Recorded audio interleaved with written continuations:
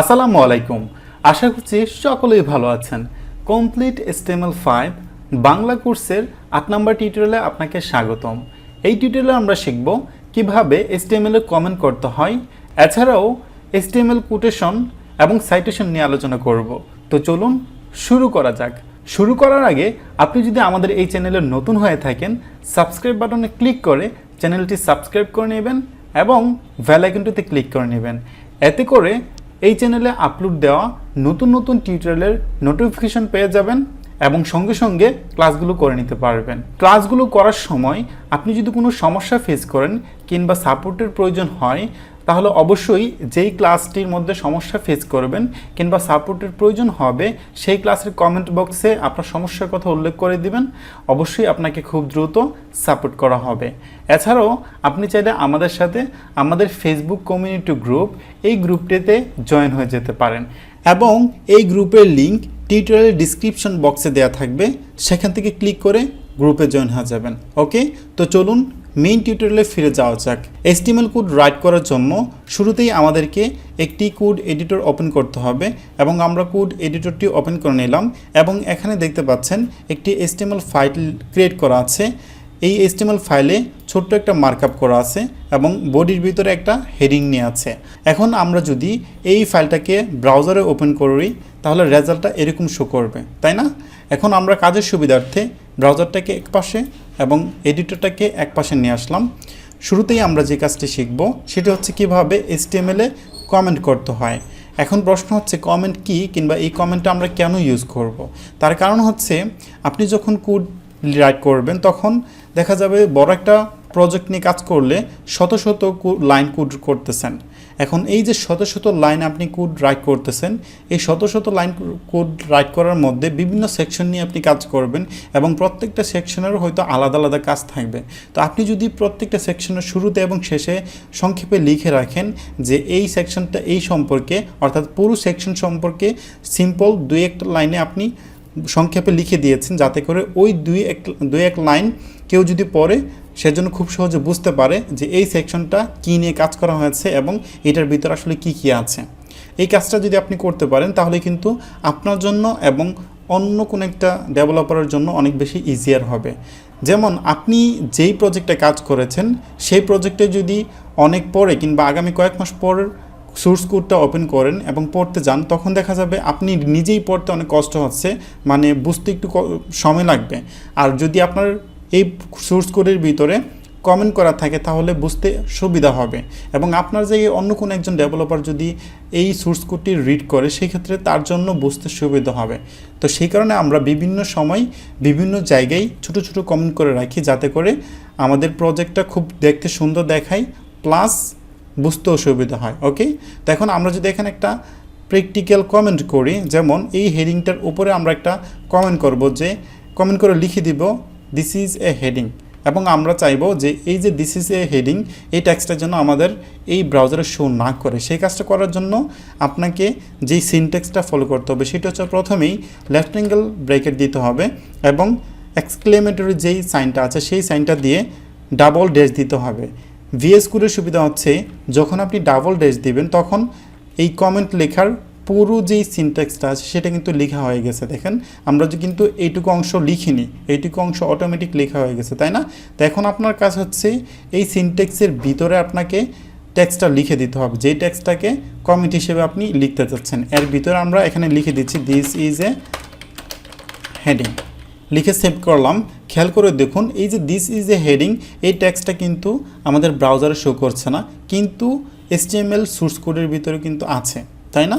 এটাই হচ্ছে কমেন্ট। আপনি চাইলে এভাবে কমেন্ট করে রাখতে পারেন আপনার সোর্স কোডের ভিতরে। ওকে, এবার আমরা আরেকটি ট্যাগ নিয়ে আলোচনা করব, সেটি হচ্ছে ABBR নামক ট্যাগ। এখন এই ABBR নামক ট্যাগের কাজ কি? যেমন আমরা যদি এখানে একটি ওয়ার্ড লিখি হো এবং সেভ করি, এই হো নামক ওয়ার্ডটা কিন্তু আমাদের ব্রাউজারে শো করছে। এখন এই ওয়ার্ডের কিন্তু একটা ফুল মিনিং আছে, যেমন ওয়ার্ল্ড হেলথ অর্গানাইজেশন, তাই না? এই যে পুরো যে ফুল মিনিংটা আছে এই ফুল মিনিংটা তো এখানে শো করছে না। তখন সরাসরি হয়তো অনেকেই দেখেন বুঝতে নাও পারে, আপনি সবার সুবিধার্থে এবং সবার জন্য বুঝতে পারে আপনি একটা কাজ করতে চাচ্ছেন যে যখন এই টেক্সটটার উপরে কেউ হোভার করবে তখন এই ট্যাক্সের যে ফুল মিনিংটা আছে সেটা শো করবে, আপনি এটা করতে চাচ্ছেন। সেই কাজটা করার জন্যই আমরা ABBR নামক একটা ট্যাগ আছে সেটা ইউজ করে থাকি। আমরা যদি এই ট্যাক্সটাকে কাট করে left angle bracket ABBR right angle bracket দিই, সঙ্গে সঙ্গে ক্লোজিং ট্যাগটাও চলে আসছে এবং এই ট্যাগের ভিতরে আমাদের যেই ট্যাক্সটা আছে এটাকে দিয়ে সেভ করলাম এবং এখানে শো করছে। আমরা হোভার করছি ঠিকই কিন্তু কোনো কাজ করছে না, তাই না? এই কাজটা করার জন্য আপনাকে এই ABBR নামক ট্যাগের ভিতরে একটা অ্যাট্রিবিউট ইউজ করতে হবে, আর এই অ্যাট্রিবিউটটা হচ্ছে টাইটেল নামক অ্যাট্রিবিউট। তো অ্যাট্রিবিউট আপনাকে লেখার জন্য প্রথমেই যে কাজটি করতে হবে, অ্যাট্রিবিউটের নাম দিতে হবে টাইটেল দিয়ে ইকুয়াল এবং এরপর হয় সিঙ্গেল কোটেশন কিংবা ডাবল কোটেশন দিয়ে এর ভিতরে আপনাকে টেক্সটটা লিখতে হবে। যেমন আমরা এই ডাবল কোটেশনের ভিতরে লিখে দিচ্ছি যে ওয়ার্ল্ড হেলথ অর্গানাইজেশন দিয়ে সেভ করলাম। এবং এখন খেয়াল করুন, যখনই আমরা এই টেক্সটটার উপরে হোভার করছি তখন কিন্তু ওয়ার্ল্ড হেলথ অর্গানাইজেশন নামক টেক্সটটা শো করতেছে, তাই না? এই কাজটি আপনি এই ABBR নামক ট্যাগের মাধ্যমে করতে পারেন। তারপর ধরুন আপনি বিভিন্ন অ্যাপ্লিকেশন কিংবা আর্টিকেলের নিচে হয়তো একটা কোম্পানি কিংবা কোনো ব্যক্তির অ্যাড্রেস লেখা থাকে, তাই না? ওই অ্যাড্রেসটা যে লেখা থাকে সেই অ্যাড্রেসের ডিজাইনটা হয়তো একটু অন্যরকম থাকে, একটা সামনের দিকে একটু ফরওয়ার্ড স্ল্যাশের মতো বাঁকানো থাকে, ফন্টের যেই ফ্যামিলিটা থাকে ওইটা হয়তো একটু চেঞ্জ থাকে, মানে একটু অন্য একটা ফন্ট থাকে, এরকম ডিজাইনটা একটু অন্যরকম থাকে। যদি আপনার প্রজেক্টে এরকম অ্যাড্রেস দেওয়ার প্রয়োজন হয় সেক্ষেত্রে আপনি পুরো অংশটাকে একটা ট্যাগের ভিতরে ঢুকিয়ে দিলে দেখবেন অন্য একটা ডিজাইন হয়ে গিয়েছে, আর সেই ট্যাগটা হচ্ছে অ্যাড্রেস নামক ট্যাগ। আর ট্যাগটা লেখার জন্য left angle bracket address right angle bracket দেওয়ার সঙ্গে সঙ্গে ক্লোজিং ট্যাগটাও চলে আসছে। এর ভিতরে আমাকে কি করতে হবে, যে অ্যাড্রেসটা আছে সেই অ্যাড্রেসটা লিখে দিতে হবে। তো আমরা এখানে একটা অ্যাড্রেস লিখছি, কসবা ব্রাহ্মণবাড়িয়া বাংলাদেশ লিখলাম। লিখার পর খেয়াল করে দেখুন আমরা কিন্তু এটাকে এরকম স্টাইল করিনি।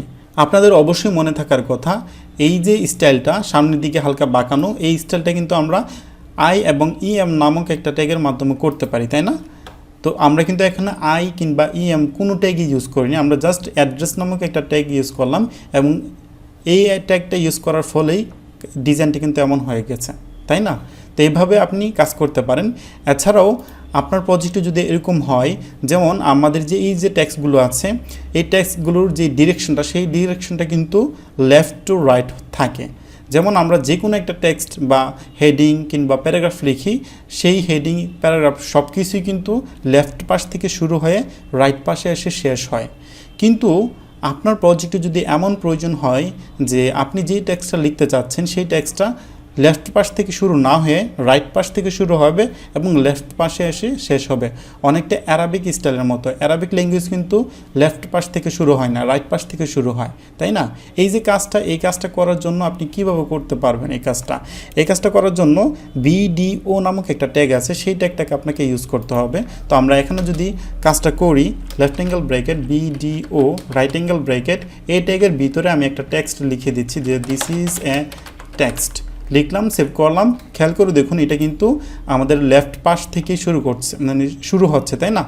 রাইট পাশ থেকে শুরু হচ্ছে না, কিন্তু আমরা যাচ্ছি এই যে টেক্সটটা আছে এই টেক্সটটা লেফট পাশ থেকে শুরু না হয়ে রাইট পাশ থেকে শুরু হবে। সেই কাজটা করার জন্য BDO এই ট্যাগের ওপেনিং ট্যাগের ভিতরে আপনাকে একটা অ্যাট্রিবিউট ইউজ করতে হবে, আর এই অ্যাট্রিবিউটের নাম হচ্ছে DIR ডিরেকশন নামক অ্যাট্রিবিউট।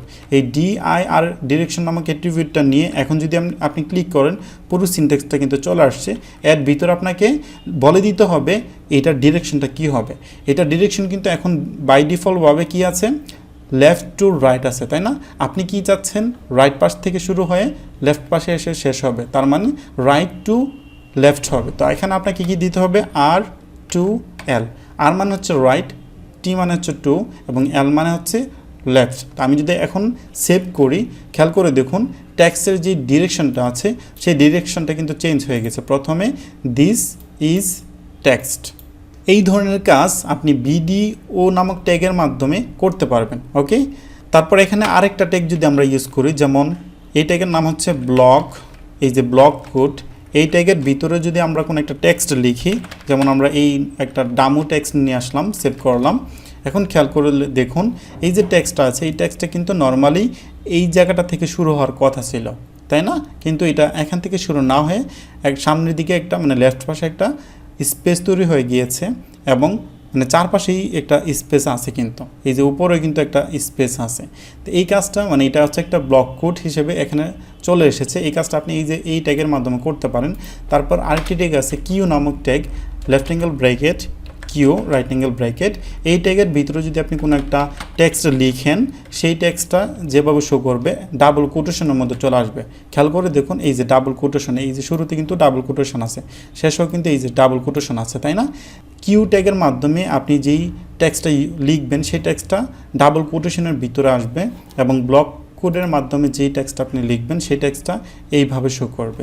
তো এই যে কাজগুলো করলাম, আশা করছি আপনি প্রত্যেকটা টপিক এবং প্রত্যেকটা ট্যাগের কাজ বুঝতে পেরেছেন এবং বিশেষ করে কমেন্ট কীভাবে করতে হয় সেটা বুঝতে পেরেছেন। তারপর যদি আপনার কোথাও কোনো সমস্যা থাকে তাহলে অবশ্যই কমেন্ট বক্সে জানিয়ে দিবেন আপনি কোথায় সমস্যা ফেস করছেন, আপনাকে অবশ্যই সমাধান দেওয়া হবে। ওকে, সবশেষে এই কথাটাই বলতে চাই, ভিডিওটি যদি আপনার কাছে ভালো লেগে থাকে প্লিজ লাইক এবং কমেন্ট করে দিবেন। কমেন্টে আপনি জানাবেন যে আপনার ভিডিওটা কেমন লেগেছে এবং ভিডিওটি শেয়ার করে দিবেন। ওকে, তো নেক্সট টিউটোরিয়ালের আমন্ত্রণ জানিয়ে এই টিউটোরিয়ালটি এখানেই শেষ করছি। সবাই ভালো থাকবেন, সুস্থ থাকবেন। আসসালামু আলাইকুম।